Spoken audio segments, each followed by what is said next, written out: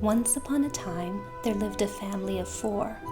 Father, his son Jack, and the twins, Gabriel and Isabel.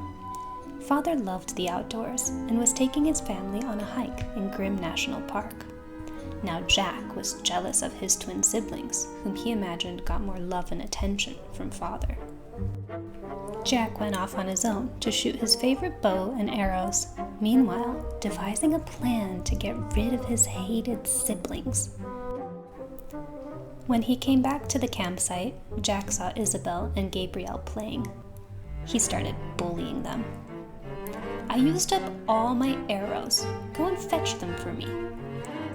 He sent them off into the wilderness of Grimm National Park, planning gleefully for them to get lost or maybe eaten by some wild animal. As the twins searched for Jack's arrows, Gabriel left a trail of Legos behind them. "Look, there's one up in the tree." They couldn't get it down. "We're deep in the woods. How are we going to find our way back?"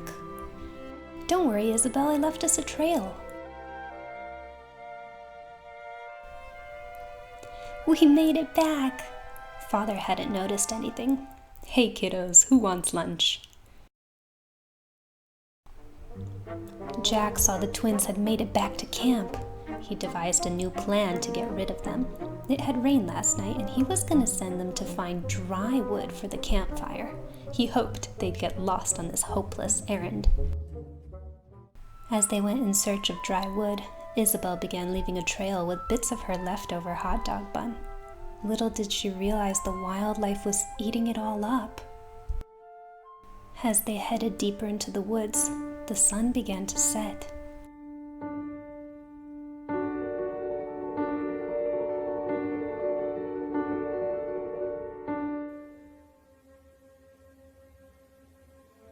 "Gabriel, my trail's gone. How are we going to find our way back? I'm scared in the woods at night." Gabriel thought hard. They hadn't found any dry wood for their brother, and their trail was totally gone. "Gabriel, I'm scared. The forest is so dark. What are we going to do?" Suddenly,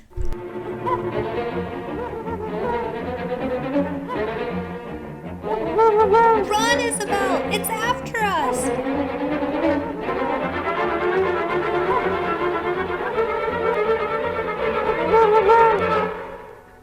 "Gabriel, I just want to go home." They fell asleep, exhausted.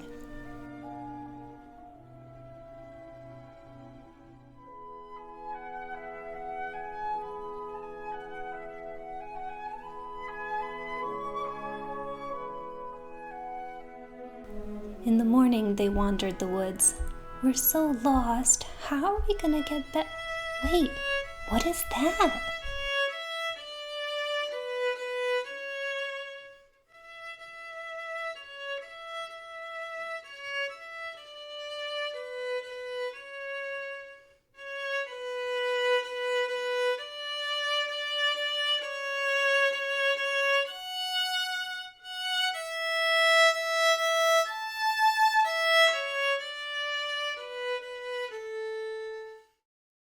"We heard the music in the woods. Yeah, and then we followed it. We're really lost. Do you think you could help us?" "Why is your house so weird?" "Gabriel, we've been wandering since last night, and then there was this big owl, and we didn't find any dry wood."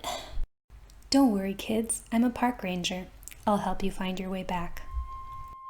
Back at the camp, Father was so worried. Suddenly, a park ranger showed up with Gabriel and Isabel. Father tearfully hugged his kids, and even Jack was happy to see them back. "They found me in the woods when I was playing my violin. I'm glad I could bring them back." Father was overjoyed, and even Jack realized for the first time in his life how much he loved his family, his whole family.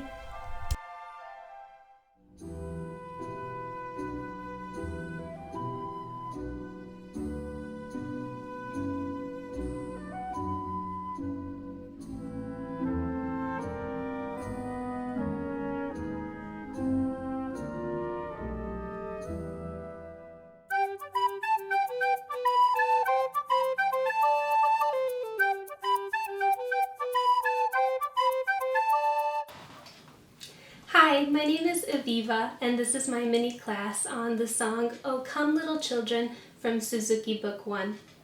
I have 5 tips that I'd like to share with you that will help you to learn this song. Let's start from the beginning.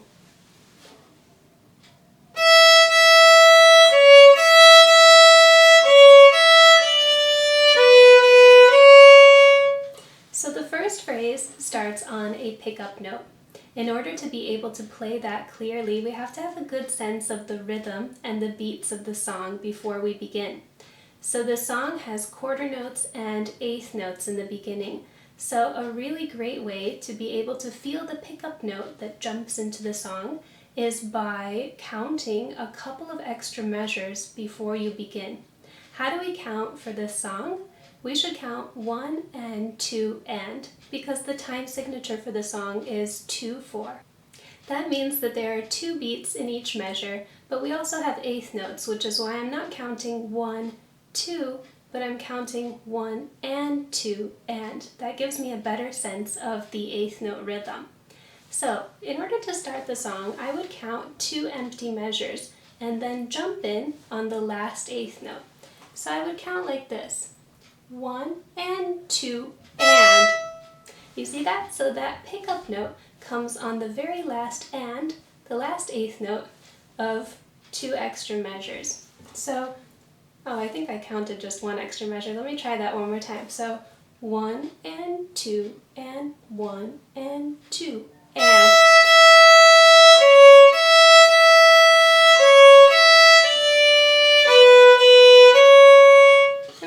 One more time. It'll give you a really good steady beat for beginning the song, and you'll be able to play that pickup note accurately.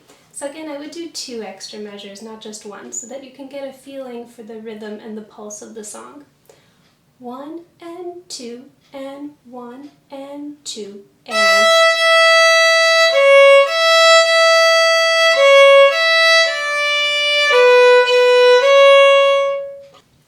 Like I mentioned from the start, we have quarter notes and eighth notes. So in order to play the rhythm accurately, after you've jumped in on that pickup note, you want to continue to feel the rhythm and count in your mind.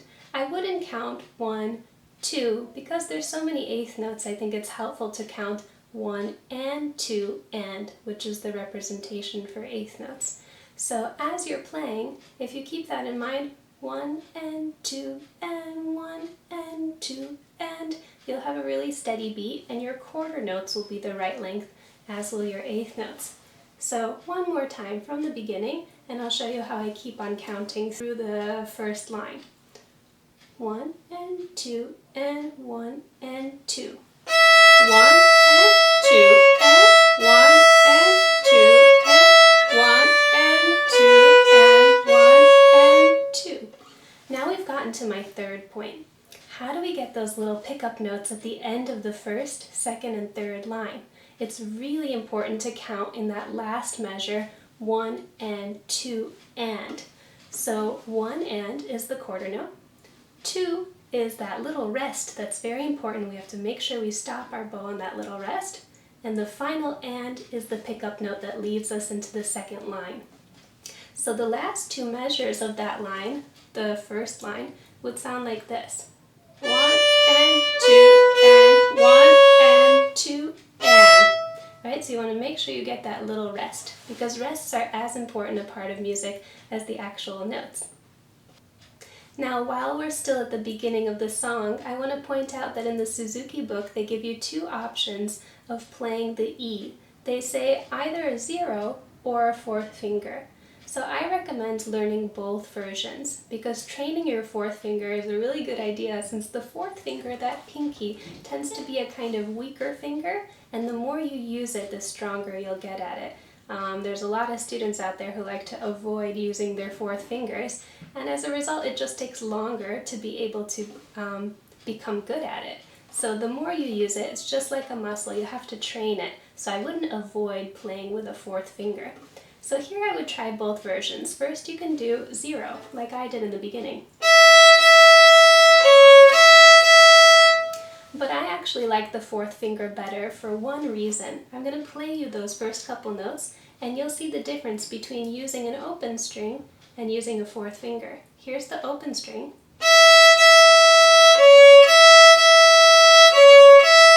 And here's the fourth finger.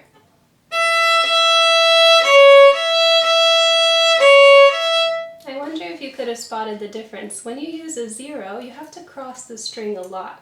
And whenever we cross the string, the sound can become a little bit distorted, or just the sound quality of the E string and A string sound a little bit different, so the music won't come out as smooth. But when we're using our fourth finger, we're playing all on the A string, we're avoiding crossing the string, and we're just getting an A string sound, so it comes out sounding very smooth. So that's why I would recommend trying out both versions and learning how to use your fourth finger. In order to play the fourth finger in tune, by the way, is the helpful hint, try to match it with your open string, because fourth finger E should be the same as open string E. And you can actually check to see if they're in tune. The fourth finger should sound the same as the open string. So here's the opening with the fourth finger. It should sound a bit smoother.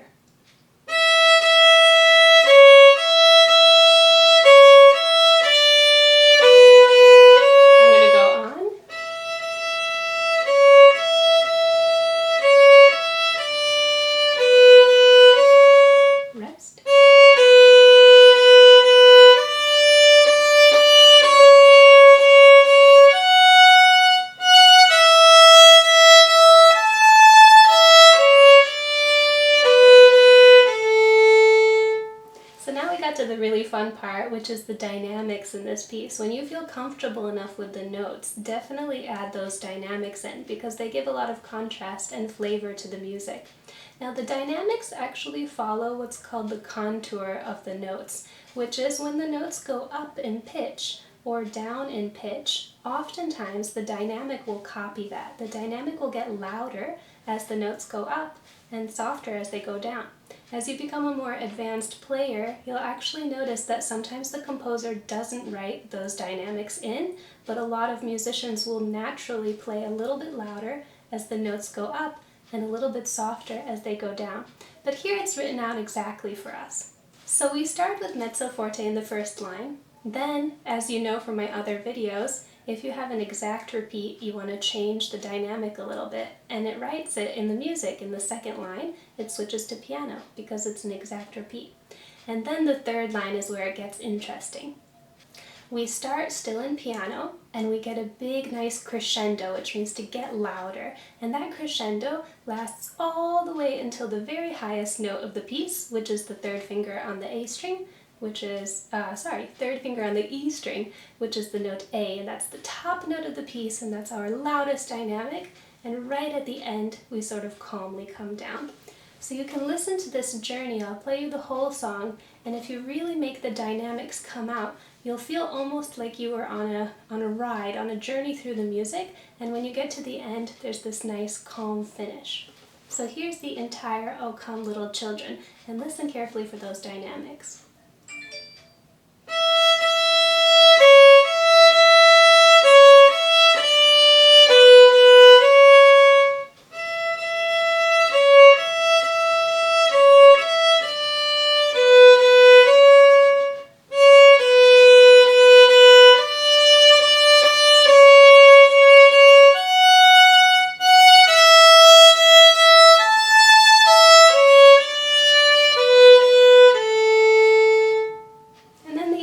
Feels very settled and calm if you can do that nice decrescendo, getting quieter towards the end.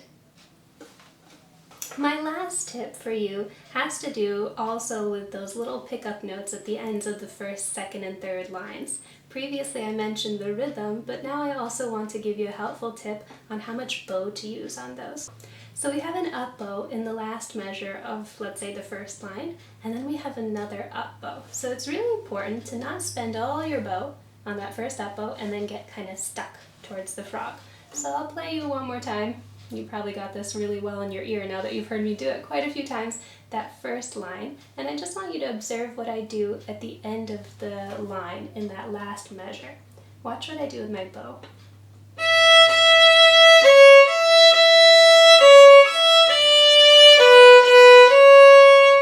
You see where I stopped? I still have a good 3 or 4 inches over there to do my little eighth note. right? Sometimes people do this.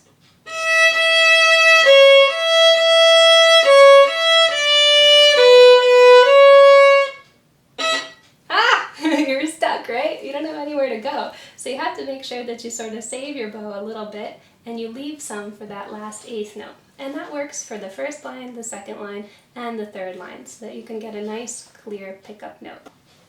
I hope you enjoyed these tips, and I recommend when you're watching the video to have a notebook or even to write some of these tips into your actual music so that when you're practicing, they'll help direct you a little bit and will help you polish up your song.